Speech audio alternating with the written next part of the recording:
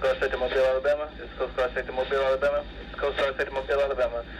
Relaying a Marine Assistant request broadcast for a 20-foot bass boat aground in the vicinity of Blakely River. Listen, channel 22 Alpha. Out. Hello everybody. Maybe the first time a lot of you have ever seen me with hair, and I know it's the first time you've ever seen me with a beard because I've never had a beard. So I'm just kind of freewheeling it out here. We'll see how long I can take it. As long as it doesn't get hot with this hair and beard, I'm gonna pull another Dennis Dutch when he moved to Hawaii after he retired.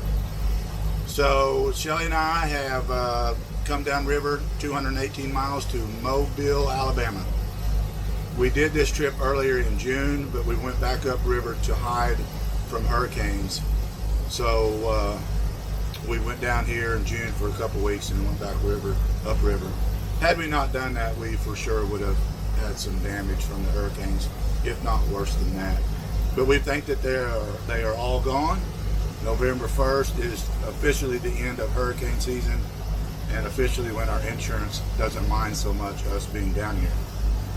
So we are headed to Fairhope, Alabama. You can see behind me is looking upriver into the Mobile shipyard, where it takes you to the Mobile River, onto the Black Warrior River, to the Ten Tom Bigby River, and to Kentucky Lake, which is where we came from originally. This is Mobile Bay. Out there is open ocean. We're going to travel up this side over here, which is the west side of Mobile Bay, skirt the land, and then we're going to shoot across to a marina called Fairhope, where we'll spend 2 nights there and then on to Orange Beach. So I put some videos and some pictures in this little cut. I hope you enjoy it. Thanks for watching. Let us know what you think.